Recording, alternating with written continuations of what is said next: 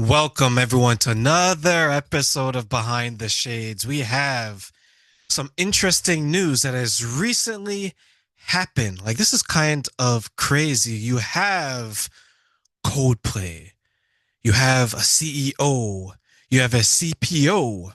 For those who don't know, you have a Chief Executive Officer, which is the man, Chief People Officer, which is the woman, caught in, I don't want to say caught in 4K because the image was definitely less than 4K, but caught on a night on the town, not with their respective partners, but with each other because they were caught cheating. You have people going from CEO to CPO to CE. Uh oh.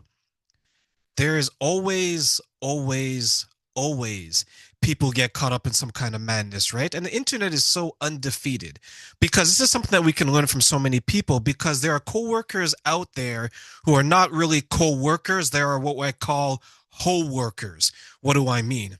They're the type of person that they lounge around in the lunchroom, sitting by the coffee maker machine, posing, talking to everyone that comes by, flirting, joking, not doing any real work from a company perspective, but they definitely are putting in some type of work, if you know what I mean.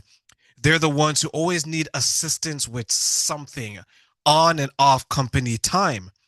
So how can we identify these people? Well, first and foremost, they usually go out of their way to make sure they know who's in a relationship and who isn't. Because those who are in a relationship, that's the challenge. And they try to be overly friendly with those people. And they use terms like, oh, that's my work husband, that's my work wife, trying to disarm those around them, trying to justify their madness and their secret agenda. They're very sly, very cunning to the untrained eye. But you have to pay attention to these people because they don't truly want you. They want the thrill of chasing you. Or worse yet, they enjoy the thrill of you chasing them. Because you may look at them and wonder, oh, this is someone that's kind of nice. They're friendly at work. I'd like to get to know them a little bit better.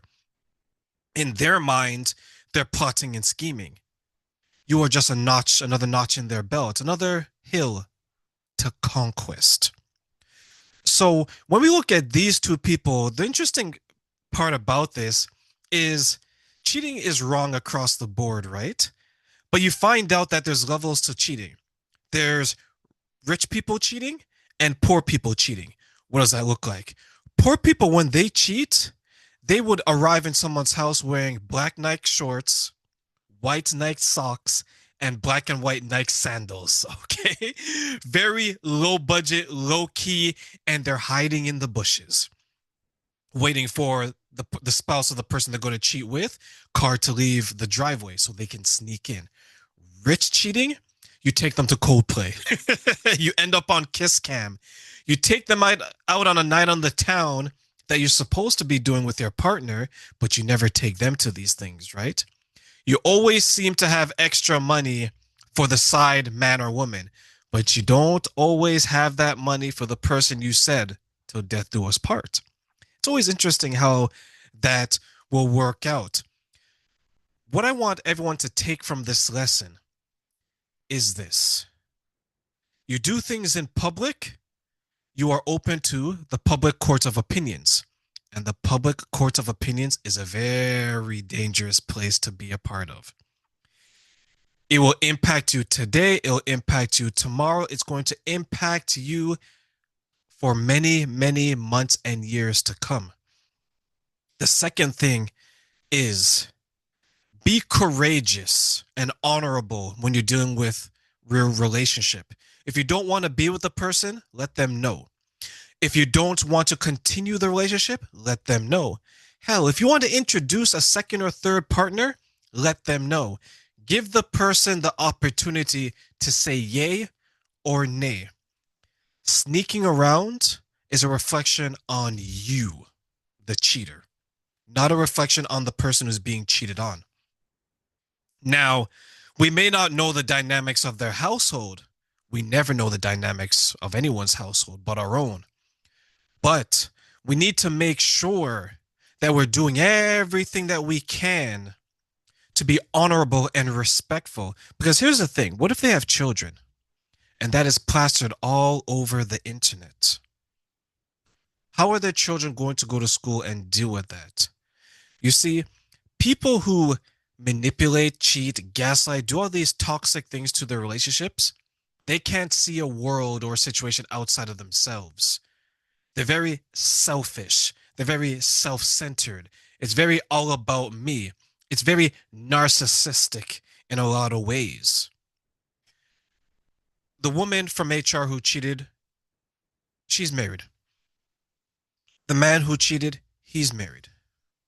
It's interesting to see how many people are showing more condolences for the woman who's being cheated on than the man who's being cheated on. Both have been hurt. Both are suffering. Both are embarrassed. Both have to go out in public knowing that the whole world now knows their business. Those two people cheated so loud that people are hearing it in Pakistan and Australia. That's how loud it is. Superman on Krypton can hear it. That's how loud it is. So what we have to do now is that we have to show sympathy and empathy to those who are being affected. Both the man who's been cheated on, the husband, and both the woman who's been cheated on, the wife. Both are suffering. Both have to go in public. Both have to deal with this. They didn't ask for this, the limelight. They didn't ask for this to be cheated on because this is the type of society we live into today. What's going to happen, in my opinion, is that there's going to be impact to this person's company. People are probably going to flood them with negative reviews. You cheater, you this, you that. When the dust settles now, those two people who did the cheating, they will get a reality TV show. They will embrace this fame if they go down that route, and someone will offer them money, either for an interview, either for a show, either for whatever. Well, these two people have to pick up the pieces of their broken family. These two people have to go on with their lives, picking up the pieces of their broken privacy. It is a definitely difficult situation to be in, not one that I would be in, and not one that I know many people wouldn't be a part of. So, to those who cheated, do better. To those who ever thought about cheating, don't do it. It is not worth it. Remember, the way you're supposed to live your life is like this. If you wouldn't want it done to you or said to you, you shouldn't be doing it. Always think about your actions and how it impacts you and the person you have committed yourself to. If you cannot meet that obligation, then you shouldn't be in a relationship. Be brave enough to say that you are not the type of person to be in a relationship. Be courageous enough to say, I can't maintain the standard of a relationship because I'm not good enough. Once you look at it from that perspective, then you realize how selfish a lot of these behaviors are.